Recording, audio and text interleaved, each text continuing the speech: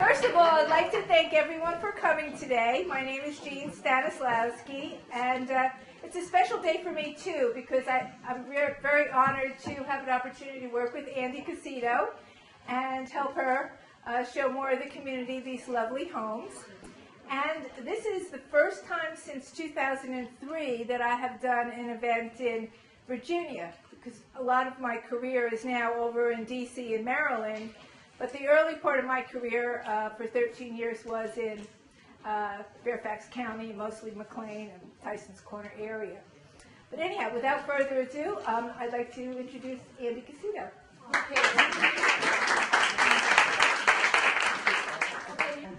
I hope you enjoy everything, and only what I can say, that's me, that Tysons Woods, so the food is homemade, like you know, I did it, and very happy to have you all here, okay, and we will do this again.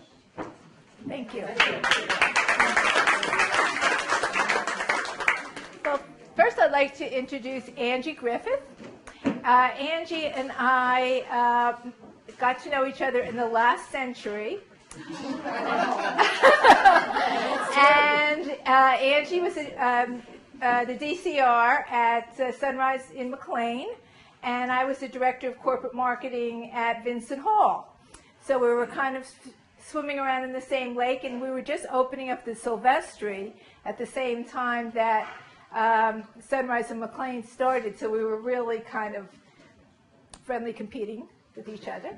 But anyhow, Angie was a social worker at that point, and now she's an attorney and has her own law firm, and I thought it would be a wonderful thing to honor her work in this area.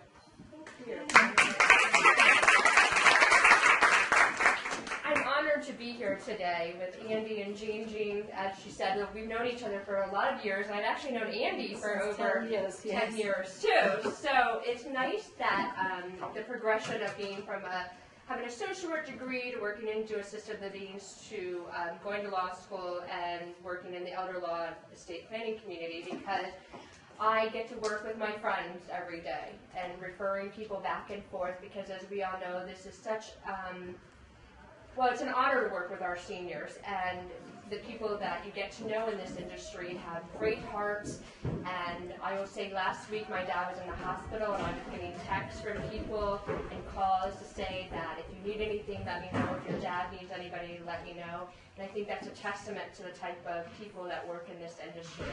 And I feel honored to be here today, and I feel honored to continue to work in this industry. I opened my own law firm back in January with my law partner, who's back there, who doesn't want me to introduce him. He's the Robinson and Griffith Robinson. So we are in Arlington, and we're really excited to join forces. We both have a great background. We both worked with seniors for a long time. So we do estate planning, elder law, guardianship, a number of things that I've done with other people working at other firms. So we're really excited, and if you ever want to come by our office or go to lunch to learn more about our practice, we're always willing to do that, and learning more about the community resources that are out there as well. So thank you very much. We really, I know that we're all honored to be here today.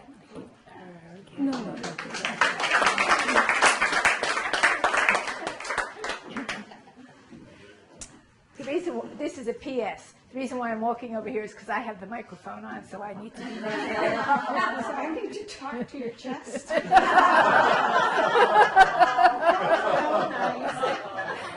Okay, Alice. Yeah, Alice and I were friends. Alice and I also go back to the previous century, and we met socially at a Christmas party for a mutual friend of ours, and kind of kept in touch, but then hadn't been in touch probably for maybe 8 or 10 years. Yeah, that's true. And one early Monday morning at the Methodist home at the DC Senior Resource Group, I looked across the room and I saw Alice there, and I said to myself, oh, I know her. And then she said, hi, I'm Alice Paxton, and then the bells went off, and we kind of are now collegial friends as well as personal friends. So Alice has a wonderful company and a very interesting service for you all. Alice, thank you. Thank you very much, Jeanne. We should probably thank Steve Gurney for having DC Resource Group brought us together. Thank you.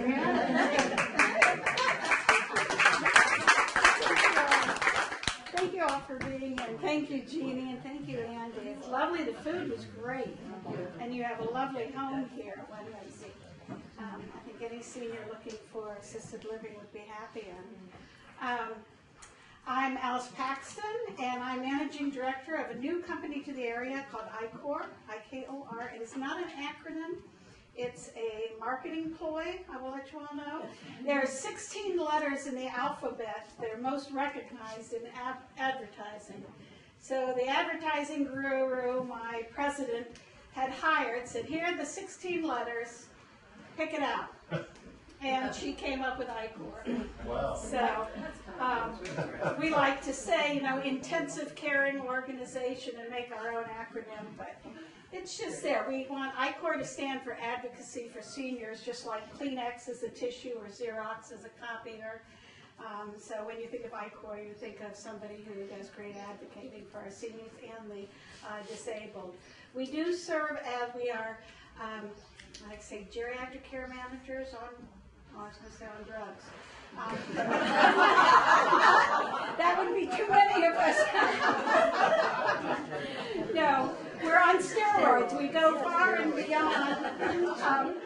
Like you, we do an assessment, and through the assessment we get to know, we assess the mental capabilities, the physical capabilities, educational and environmental. So we get to know the whole person, and then develop the short-term and long-term care plan, and then we act upon them. We keep the responsibility of once we put a care plan together, that what we have said should happen happens. So our goal is to have our seniors age in place, be happy where they are. So that is why I am getting to know so many of you. We find the right care agency to come in and take care of them. If that care agency doesn't have the right person or it isn't working out, then we become the bad guys and say we've got to switch out. If there's something wrong with the care that they're getting, even to change them from one resident community to another, we can do that too. As you may know, so many of the sons, daughters, brothers, and sisters, once they get in-home care, they go, my job's done. So we're there to say, okay, your job is done, but we're here for you. And we'll make sure that all the resources that are servicing your parents are taken care of. Our other niche that maybe makes us different from a pure geriatric care manager is we do serve as fiduciaries, trustees, guardians, conservators to our clients as needed. So I work with the attorneys and Jeanne, Angie, I'm sorry. I got the G going there. And trust officers, attorneys, etc. So Jeannie's very nice to have honored me today. I appreciate it, and I'm glad you all are here to enjoy this lovely place and food. And thank you. It's good to see so many friends. I appreciate it. Thank you. And Gary and I. Hi, Jean.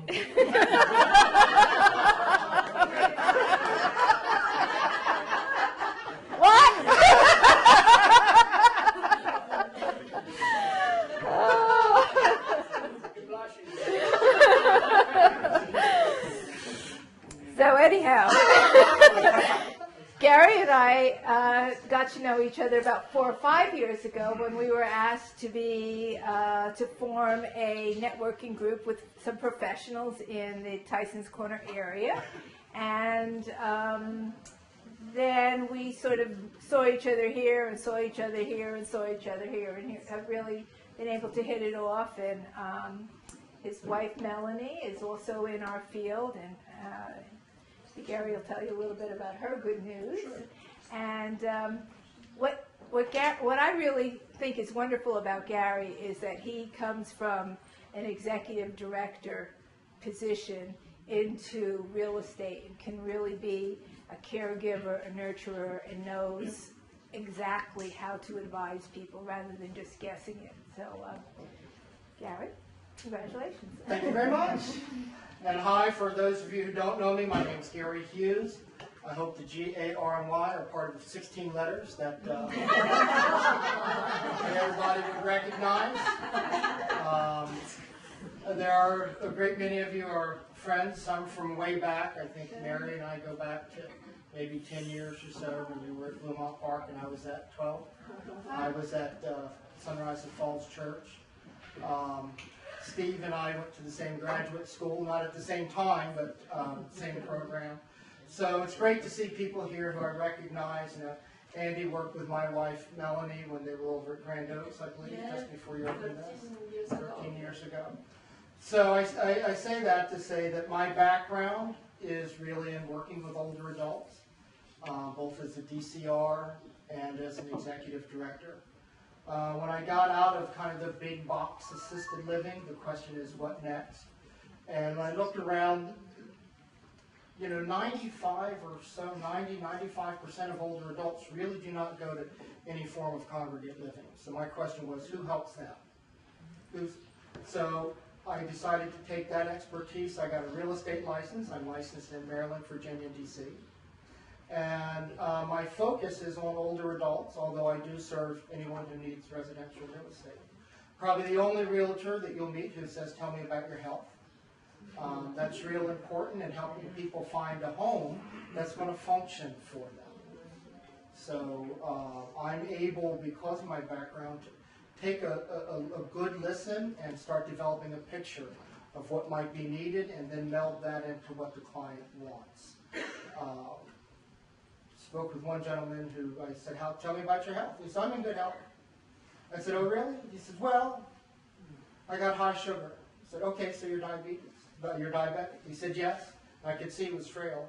I said, are you managing that with diet or with medicine? Well, the diet's not working. I said, so are you on dialysis?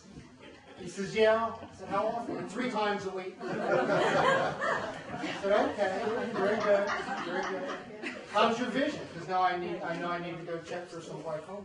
Well, it's not as good as it used to be. Okay, so he's almost blind. You know, and I'm watching him walk, and I watch his gait. So now I know when we move to this 1-floor place, right? We don't want rugs. We can't have a tub, and we need lights that are down low that are going to reflect off the ceiling. So I know what to look for in order to find a place where he can function and be able to stay there for at least a little while. I did ask him, by the way, if he ever thought of Vincent Hall. He said yes, but no. So we went with the condo route. So I feel very fortunate to be able to marry all of these different life skills, experiences together. So that, as I said, you know, anybody from people thinking about retiring, what should that place look like, to people who are in their 80s. On Friday, I'm meeting a gentleman over in Clinton, Maryland. He's 83. We're going to sell his house so that he can move in with his 81-year-old girlfriend over in Alexandria. So let's hear it for romance, huh? And I thought for a moment I want that to be my story, except that I would be the one dead and Melanie would be 81. Because I'm 83-year-old guy, I'd be moving in with her. So I had to rethink that. So I'm still looking for my story that I want out there. So thank you all very much for coming out here. Thanks for recognizing my work. You'll be able to see my wife. Many of you know her, Melanie Hanson. She's going to be the new DCR over at Grand Oaks at Sibley Hospital, beginning in August. So that's a great move for her. So hopefully you'll be able to reconnect with her. So do all of that. Did I use my 5 minutes? You did. Can I do one more minute? This is what This is one of the things, and I'll pass this around. One of the things that we do for some of our clients, because especially for older adults, we always talk about how hard it is to move and giving up the stuff. The stuff is not stuff. It may not have an economic value, but it's not just stuff. And what it is are symbols. Those are symbols of stories. And so we spend time with our clients capturing the story. We'll photograph the stuff, and then we create this hardbound color book that the person can take with them to their new residence, whether it's a condo, whether it's assisted living, whether it's a CCRC, so they can give up their stuff and still take it with them. And we've done things with a box of playbills, for example. Instead of throwing them away, what we want to do is find out why you went to the theater. What did you love about the theater? And we can slice those off, scan them in, and so now we have a book that talks about the theater, that memorializes the plays they've gone to. That's valuable not only for that person, but then for their family. So whether it's record collections, playbills, whatever, we try to capture those stories because we know that's what's important. Those are the stories of a person's life. And by doing that, we found that it really does help people change locations. So, okay, I'm done. Thank you, Gary. You can talk. You have to talk to my chest. Wait, this is Simone. Yes, Simone's an LPN and very much a right-hand person to Andy. And I also want to tell the story on how Andy and I met. Steve is now matchmaker. Jeez, man, I'm glad I came to this meeting. We would have been talking about you behind your back. So we were at I was at a pro-aging event, and I walked in, and Steve, in his normal way says, "Hey, come here, I have a client for you." And he introduced me to Andy, and it's been, love at first sight. It's just really been an honor and a pleasure to help you and continue your good work in the community. And just as a recap of Tysons Woods, we have 2 communities, one here and one on Central Avenue, 8 residents each, assisted living. Both homes have a 2-room suite in each home. Andy does the cooking, and as a chef, she really does provide wonderful meals. And if you would like to have a tour of this home, we'll be happy to do. We just didn't want to have self-tours because we have residents on both floors. We do have openings. This home opens in November, and we have We have 2 and 2 openings. 2 here and 2 there. Yeah.